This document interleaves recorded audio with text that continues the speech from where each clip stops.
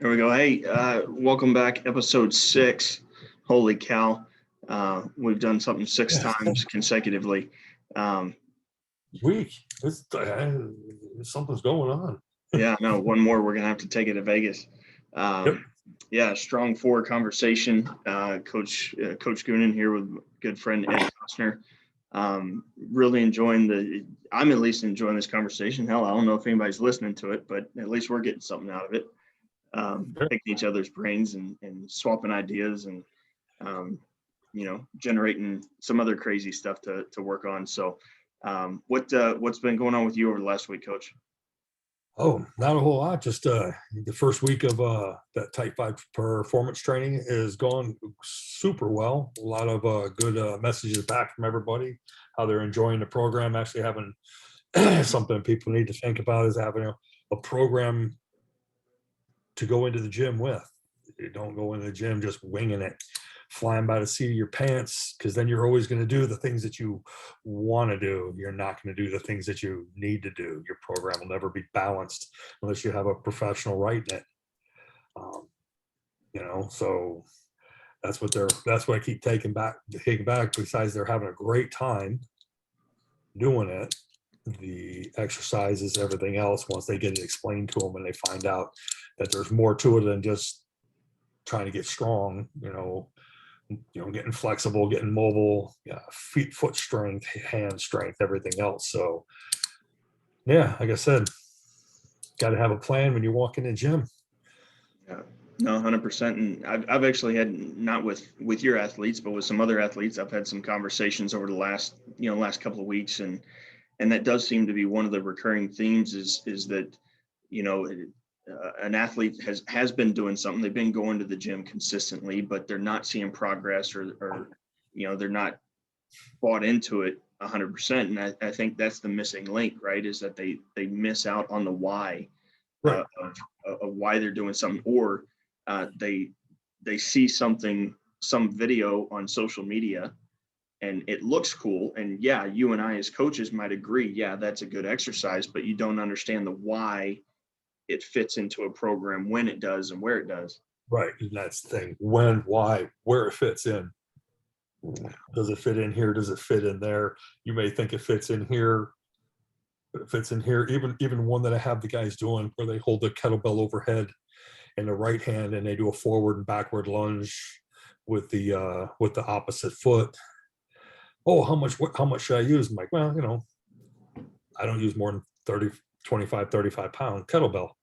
Oh, I'm using a 50. Like, you are strong as hell. Then they send me a video and it's like, okay, the idea was to lock the arm out and then to concentrate on that barefoot, the lunge forward and then the lunge backwards, and then why we were doing the lunge backwards, how it was strengthening the feet. That's the reason you were barefoot. How was it helping Achilles? How was helping here? What was it doing there? And it's just a warm up. It's not a lift. It's not a strength lift. It's a warm up. Or at the end, we got to do carries where every time they train, they're going to do a carry at the end. Could be a one arm farmer's carry. It could be one arm overhead. It could be this, could be that. What are you doing? Why are you doing it? How is it helping? Okay. So yeah, got to have a plan. Got to have a plan every time you walk in. And it takes somebody that knows what they're doing to look at the plan. You have ideas. I want everyone to share ideas with me. Send me a message. I tell them, I'm not married to an exercise. If you don't feel like the exercise is working, send me a video. We'll see if you're doing it right. And if you're not, or if you just don't like it, you just can't do it, there's 50 more exercises that I can pull out of my ass and give to you. It's just the way it is. Not going to be married to one. You might not feel it. You might not like it. If I can make you keep doing it, you're just not going to do it. Yeah, I think at this stage in your career, you've probably forgotten more exercises than some of these athletes have done in their experience. I stay with the very basics of all of it, the meat and potatoes of it. Yeah. Everybody, and I have a quote with Aaron Asmus with Pen and Paper Strength app. He always puts it up, and it's like, all these coaches always, what happens? The first thing that coaches say, no matter if it's a sport coach or a strength coach, the first thing they say when things start starting going on, well, we're going to get back to the basics. Why the hell did you ever leave the basics? Yeah. I don't have to get back to them. I'm doing them. Yeah. Say it was all, just these like primitive, exercise. Oh, we're not old school. People make comments about old school. Like, no, old school to me means, discipline, work, not fancy, not flash. There's not loud music in the gym. We're not running around like,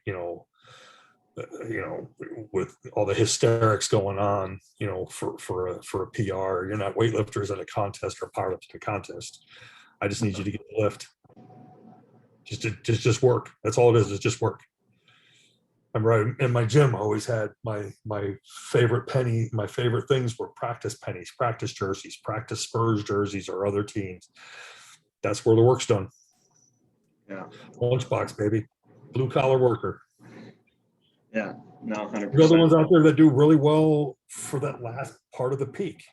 I do really well establishing the base, that foundation, get them up. There's other guys that are out there that are for the peak, those last couple of cycles while those athletes are getting ready to be the best in the world or go out and compete best in the world. That's not my job. It's not where I've put my career. I put my career here. I'm good with that. I'm good with telling people what I don't know. And I'm great at finding people that know. And I don't feel like it's like that someone would look at me poorly because I said, well, I don't know, let's go find out. Or I have a buddy of mine that does that, nutrition. Oh, I have a friend that does that. Because, especially for professional athletes, like the All Black players and stuff like that I train, bullshit them once, you lost them. Oh, yeah. They're gonna pick up on it. Just like when Nola Gold, when I started working with them, they wanted me to warm up the guys for the scrum. Okay, I send a message to Mike Crone, the All Black scrum coach. He gives me some stuff. I send a message to Ben. Ben calls me. Ben Franks calls me. Like 3 seconds later, teach what you know. Don't teach outside your lane. Yeah. You're a strength coach, you do this. You are not a scrum coach. I'll teach you more. And he has taught me quite a bit, but this is what you do. Do what you do. Don't go outside of it. Okay. Because they'll pick it up, they'll eat you alive. And you lose respect. You lose the room, you're done. You may as well just go ahead and, hang up your whistle in the locker and just keep on walking. Because you're not going to get them back. No, 100%. All right. Off on that damn soapbox. Maybe we just need to have a soapbox section. There you go. We'll throw one of those in maybe once we hit that'll be our reward. Once we hit I don't know, we'll put a magic number out there. Once we hit 12, then that'll be the baker's dozen. I'm gonna go find a soapbox. Maybe we'll have a sponsor for that one. We have to get a sponsor for that one. What was it? Yeah, get it sponsored by Ivory. Obviously, who my mother washed my mouth out with soap enough with. Flavor still sits well. Flavor's still there. That's why I don't get sick. So good stuff. Well, so you called me out last week. We've been talking about the forwards this week. You wanted to shift a little bit and get into the skilled guys and talk about scrum halves. So a little pretty. Well, I don't know who you're talking. I was never classified as pretty, but even though I played there. What was Ben's quote? Have you got one of the guys asked Ben Franks when he put it up about the Type 5 performance one? And Ben says, it's time off season, it's time to be strong, powerful, and fit, yada, yada. And then some guy puts, hey, you got a lighter, easier workout for the backs, bro? He says, no, get all your forwards to do this program and the backs can just load the bar at training. What do you guys? Yeah, there you go. Well, hey, and for the scrum half too, the least they could do for, is load the bar for the forwards who are, paving the way for them up front and running front coverage, front protection. So, but yeah, obviously, I mean, there's a lot of, and, you know, you're talking earlier about, you know, what coaches say. And I think as a strength coach, you probably get this as much as, you know, you get a sport coach that comes up and says, hey, you know, they need to get strong for their position, or they need sports specific. And you may or may not claim this, but I know one of our good friends, Pete Harding, shared, he actually quoted you for this, was that sports specific is about as trustworthy as low fat or low calorie ice cream. Yep. You know, it's either good or it's not. So, um, but you know, I think, having been a scrum half myself, you know, looking at the actual scrum half movements, obviously you're getting into so many different positions with passing and kicking and everything else. You know, the some of the flexible positions you got to get into to dig into the ruck and whatnot, from a strength coach's perspective, is just probably not safe to load those positions. Oh, but if you're going to ask them to get in those positions, and the human body's going to get in those positions, you can't sterilize the training and not train in those positions. Yeah. You got to find ways of doing it. So for me, especially once preseason hits, the forwards, like the tight forwards, you know, they're going to, you know, well, let's say the front row, they're going to start doing, you know, they'll still squat twice a week. Once they start pulling heavier, they go to a single leg squat. Back row, go to jump squat. It's a single leg squat. But so I go further out, you look at what that scrum half is doing, that lateral, almost like a lateral Cossack squat. Yeah. So that's going to be part of his program. And it might be a little bit dynamic where they hurry up and getting a hard load on it. You know, as they step in, I want that, you know, that to be a little bit more where they kind of drop off of it. I'll even put them up, maybe have them stand their 1 foot on a plate as they drop off. So they got a little bit more, you know, a little bit more distance, a little bit more pop on it.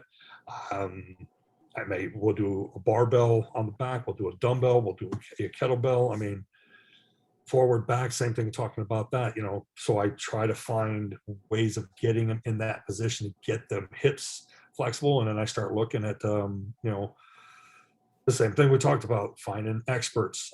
Dana Santos is a breathing expert, but she's also, you know, a yoga. You met Dana. You know, she does a lot with the Major League Baseball players, and, you know, and hip flexibility, hip mobility.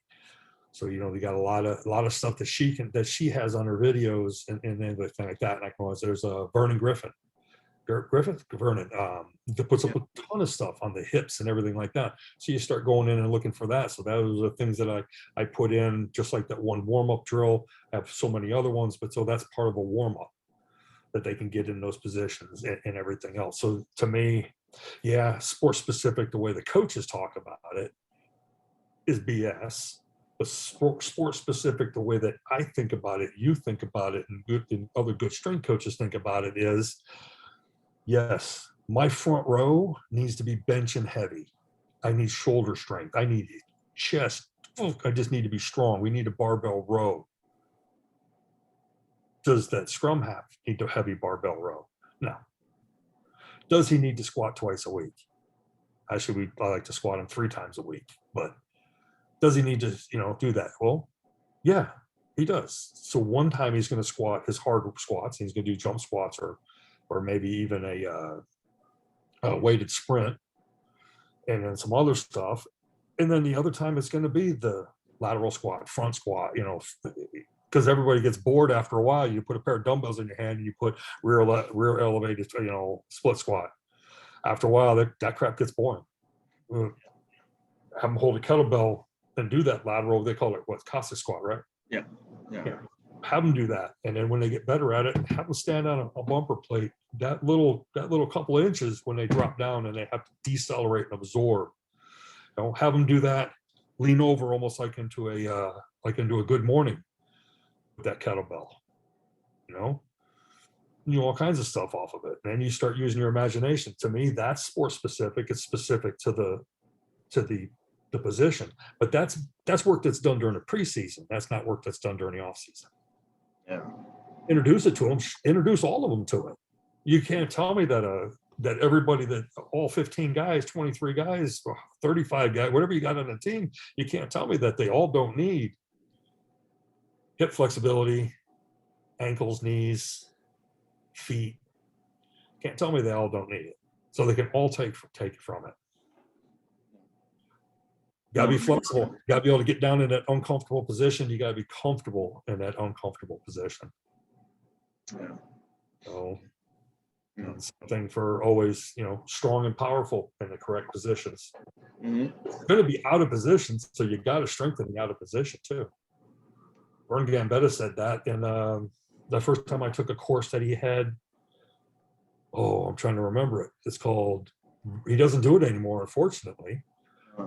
Rebuilding the athlete, building the complete athlete. Oh, it was fantastic. It was a 2-day course. I have the book here somewhere. I got to find it. I learned so much during that. I just started becoming a strength coach. I just started coaching at University of Texas at San Antonio. And he taught me, everybody gives Vern a hard time about, oh, he just does this. No, Vern is really damn good. And in the room were 4 strength coaches, 2 athletic trainers, and about 25 physical therapists. Oh, wow. And he talked about the garbage man that came to your PT clinic to rehab his lower back. And you taught him how to pick this thing up, perfect, everything else, dump it in and come back. And as soon as he walked back out to work, grabbed it with one hand, yanked it across his body, dumped it in the thing, threw it back down on the ground. Were those the correct biomechanical positions? Nope. But are those the positions he's going to get in hundreds of times a day? Yep. Train him to be in those positions. Yeah. And that's where I started that part of it. That's where I started looking at, looking down at watching every guy on that team at practice, on the TV, everything else. What coaches now have access to that I didn't have access to. YouTube, films, film study like that. Shoot, everything right here on my phone. I can sit there and watch whole games on my phone. Zoom in, watch everything else. So, well, and that example that you made about the garbage man, I think that's a perfect example of Scrumhalfs. They're making so many passes and so much rotational work. That I know a lot of athletes, they love, the Russian twist or plate twist and those types of things, and not discounting, one's strength or one's ability or need to produce power in rotation, but more so it's kind of like a pitcher, right? It's not being strong here. It's being strong on the back end of it. So it decelerates. Yeah. You don't get the overuse injuries. You don't get jumper's knee. You don't get the shoulder, what they don't realize, like with baseball pitchers, the bicep is important to a baseball pitcher. Yeah. It's what breaks the lower forearm and the ball in the hand once the ball's released. Yeah. Yeah. I mean, look at Tom House will tell you. He was the greatest pitching coach, strength coach for pitching and pitching coach around. He was Nolan Ryan's pitching coach. That word right in itself. Now he's the guru of the world in for football. Yeah. So you've actually you've got besides type 5. I mean, you've got a top level Scrumhalf for his competition.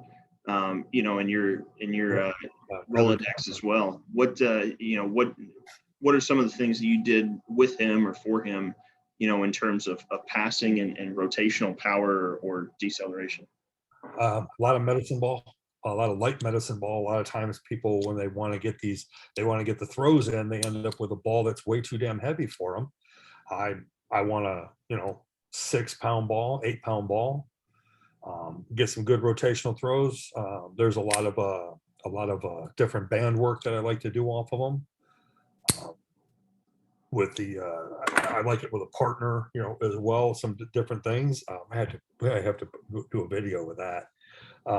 But the first thing, a lot of overhead work, a lot of overhead stabilization. So a lot of carries I stole from Dan John, and then I made up on my my own once I stole them. Some of the stuff from him. That finish on a snatch. The overhead squatting, that strength in that upper back, bear crawls, which most of them hate me for. If I knew you had a Stairmaster, I would put you in a supported push-up position on your knees, and I would have you working on the Stairmaster on your hands. Wow, going up, I take it, right? No, like the old Stairmaster. Oh yeah. Sorry. Yeah. Have you doing that? I stole that from Vern Gambetta. Watched him with the Randy Johnson. Was he 6'10" when he was with the White Sox? Yeah. Did a talk on it. It's upper back strength. So a lot of pulling, a lot of pulling, a lot of pulling, a lot of pulling, a lot of pulling. That strength, and then the med ball. We might be seated. We might be seated. We might be standing. With some throws. I did it a lot with the Spurs players too. That rotation that I just wanted to be stronger there. And that's so you got to have. To me, like the Russian twist and all that, unless you get a release on it, it's there's two different exercises. Yeah. People don't realize that. You can watch when I had some of the guys from the Tight Five. I didn't even know the Frank Strength videos from when I went down to New Zealand after the All Blacks won 2011 World Cup, and you can see one of the ab exercises that I have been doing. We're doing crunch throws, except I'm standing 15 feet away. You better throw the ball all the way to me, and it better come at me. And I'm going to give it back to you really hard, and you have to stay there so you can get the stretch reflex off of it. You have to wait, catch, load, and then explode. Same thing, you want to have that way by coming down off of a plyo jump and then rebounding up, and so get up on your butt and do the Russian twist throw the exact same way. And I fire the ball back. I will, if you're not ready for it, I will spin you around in a circle. Mostly because that's what Danny Ferry used to make me do. That's why I learned a lot of it from with that. And that was one of Danny Ferry when he played for the Spurs. That was one of his favorite warm-ups. We'd go in the hallway and we would do 4 sets, 25 crunch throws, and 20 each side Russian twist throw as a circuit. We wouldn't take a break. Wow. He would not take a break. And he would go and he would lull me to sleep if I didn't give him a ball back hard enough or fast enough. He used to throw it as hard as he possibly could. He's 6'7" with long arms. Go right through my hands, break my nose, split my lip, break a finger. And we would keep going because he'd be yelling at me the entire time. And then I would have to go to the training room, look at Will, the athletic trainer. Like, hey, Will, how's my nose look? Why do you let him do that? I show no weakness because I'm an idiot. All right, just leave me alone. Fix my nose. But it's that explosion, and that's the Olympic lifts are one part of an explosion. That's the next part is the ballistic part of it, the release. There you're going to find them if they overthrow it. That they have to turn, and you're going to be able to teach them how to turn. Because it's even if you use it off of a wall, which is something I really like a lot, the sound off the wall. If you get a weak throw because you haven't figured out how to get a good torque and rotation on it, and the med ball makes it easy to put them in any position that you want. That's why like that iron neck is good, or doing any of your neck work with a band is good, because you can get into a different position and it changes the dynamics of it. Yeah. But you can't fall into only going heavy. You got to go back to your ball. Remember I showed you the one for Hooker, we did the pullover and also the drop with the med ball. You got to go outside. As soon as you're done, you got to go outside. You got to shoot. You got to do some line out throws. Yeah. So you gotta get back to your ball. I don't care if it takes you 20 or if it takes you 50 passes, but you got to get back in there. You got to get back. You got to get the feel back. Don't walk away feeling heavy-handed, because that'll just ruin you. Yeah, no, and that's kind of what you talked on before we started recording, was you got to keep the basics in there, and even though the exercises in the workout might be might be simulating the actual skill execution, like you said, the Cossack lunge and whatnot, working on that low pass coming out of a breakdown. It's still that execution of it, and as I always say to the young scrum halves, it's not your job to camp out over the ball. So you got to get into that foot position quickly and get out of it to keep the ball alive, or LQB, lightning quick ball, as some coaches refer to these days. Like you say, you got to apply it in your sport specific speed. Yeah. So. And if you got to go 2 meters with it and give it to a prop to keep things moving, so the prop can go, 7 inches, or you can skip pass it on out there and maybe get out there to an edge, because you see a 2-on-1 happening out there. You got to be able to have enough power on that throw to get it there, on that pass to get it there. You can't get there weak. It can't come looping over, because then everybody's going to telegraph it. Like we were talking about some of the games we saw this weekend with even with the hooker throwing in. So I've seen soccer players throw a ball in better and further with more power. Yeah, and that's a soccer player. Good Lord. Well, what we mentioned the hip mobility, the rotational throw. Any other closing suggestions for the young developing scrum halves? Work on your skill. Work on all parts of your skill. The weight room is just one part of it. That comes from a strength conditioning coach. That if you saw me standing up, I'm obviously a meathead loving the gym. Work on your skills. Yeah. You got to get out there and keep working on them. Work in the gym, work out there. 3 days in the gym, it's all you need. Yeah. You go in there and get you a 4th day for some, curls for the girls. That's cool. But keep working on your skills. Keep becoming a better rugby player. Don't just be a good gym hero. Otherwise, you're going to look really good standing next to the guy holding the water. While you're me mugging for the camera so your mom can see you. Yeah. And something else, we had, I think it was our second conversation, we had Coach Barford on, legend rugby coach in his own regard. He and I had a separate conversation last week, and we were having a similar conversation about crossover sport skills and tennis shots and tennis hits, forehand, backhand in relation to rugby passing. And he made a